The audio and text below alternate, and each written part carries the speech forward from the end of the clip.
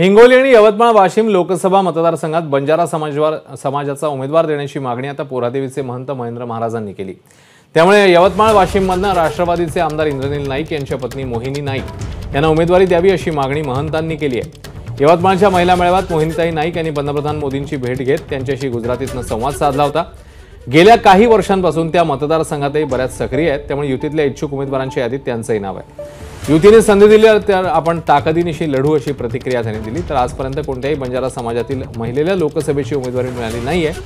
जर पोहरादेवी या मतदारसंघात तिथून जर बंजारा समाज महिला उमेदवार म्हणून दिला गेला तर समाज त्यांचं स्वागत करेल असंही महंतांनी म्हटलंय।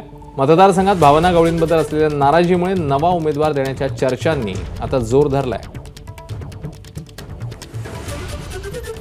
आमची इच्छा आहे की वाशिम लोकसभा मतदारसंघामध्ये, हिंगोली लोकसभा मतदारसंघामध्ये गोर बंजारा समाजांच्या लोकांना उमेदवारी मिळावी आणि खासदार म्हणून केंद्रामध्ये नेतृत्व करण्याची संधी या समाजाला देण्यात यावी। खास करून आमच्या काही महिला आहेत, ज्या सुशिक्षित महिला आहेत, सर्व क्षेत्रामध्ये काम करतात।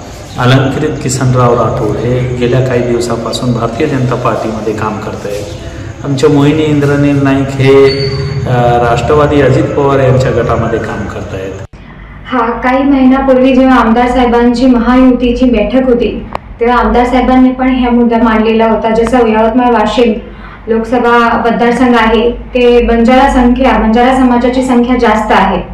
तो या संबंधाने मी पण इथे सांगू इच्छिते, जर पार्लमेंटला आमच्या बंजारा समाजाचा उमेदवार दिला तो ते आमच्या समाजासाठी खूप न्यायपूर्ण राहणार। निश्चित जर आमच्या समाजाला हे संधी मिळाली तर चांगलं राहणार। जर महायुतीकडून मला आदेश आला तो नक्की जे काही पक्षाचा निर्णय राहणार त्याला मी नक्की चांगल्यापणे पार पाडणार आणि त्यामुळे मी नक्की कार्य करणार त्याच्यासाठी।